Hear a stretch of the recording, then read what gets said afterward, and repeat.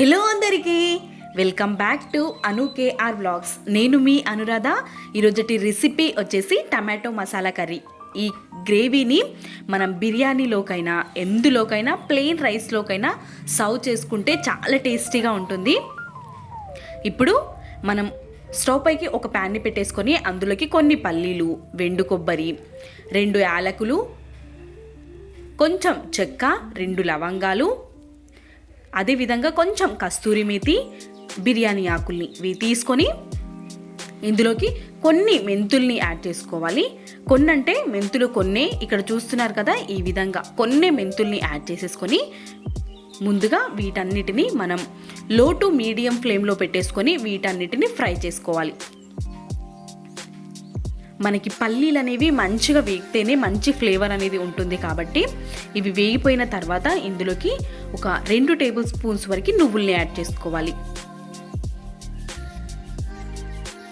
నువ్వుల్ని కూడా కాసేపు ఫ్రై చేసుకొని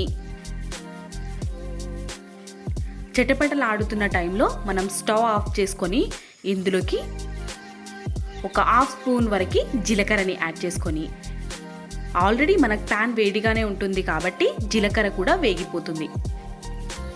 ఈ విధంగా కొద్దిసేపు వేయించుకొని వీటిని పూర్తిగా చల్లారనివ్వాలి. వీటన్నిటిని ఒక ప్లేట్లోకి తీసుకొని కంప్లీట్గా చల్లారేంత వరకు పక్కకు పెట్టండి. ఇప్పుడు అదే ప్యాన్లోకి మనం ఒక 2 to 3 టేబుల్ స్పూన్స్ వరకు ఆయిల్ని యాడ్ చేసేసుకొని ఒక పెద్ద సైజ్ ఆనియన్ని తరుక్కొని ఇలా ఫ్రై చేసుకోండి.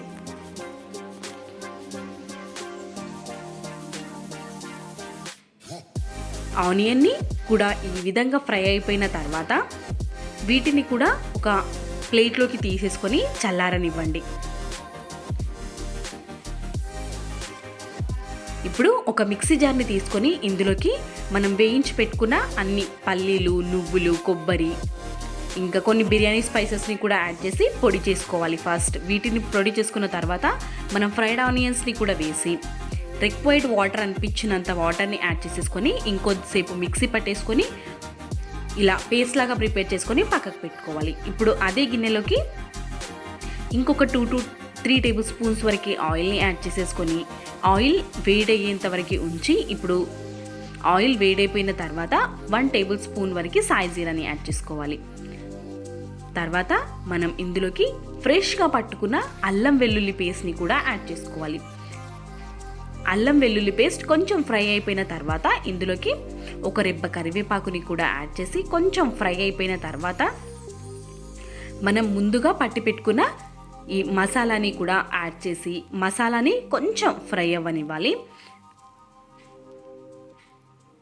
ఈ విధంగా మిక్సీలోకి కొద్దిగా వాటర్ని వేసి ఈ విధంగా మెల్ట్ చేసుకొని వేసుకుంటే ఈజీగా వచ్చేస్తుంది కదా.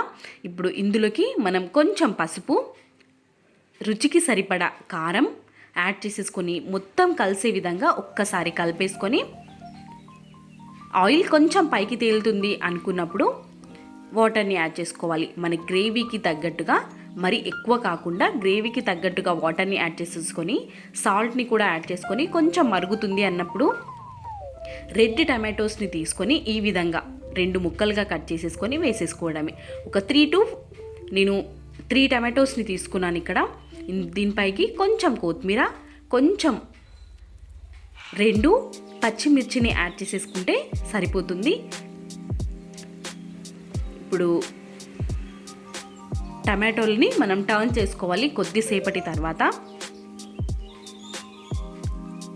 టమాటాలు కూడా మంచిగా వేగనివ్వాలి. అటు ఇటు టర్న్ చేస్తూ టమాటాలు మంచిగా వేగిపోయాయి. ఇప్పుడు చూసారా, గ్రేవీ అనేది మనకి చాలా థిక్గా ఉంది కదా. కొంచెం లూజ్గా కావాలి అనుకునే వాళ్ళు కొంచెం ముందుగానే స్టవ్ని ఆఫ్ చేసుకోండి, లేదంటే కొద్దిగా వాటర్ని ఎక్కువగా యాడ్ చేసేసుకొని కొద్దిసేపు ఉడకనివ్వండి. ఇలా కనుక మనం చేసుకున్నామంటే బిర్యానీలోకి కానీ ప్లెయిన్ రైస్లో కానీ రోటీ, చపాతీ చాలా సూపర్గా ఉంటుంది.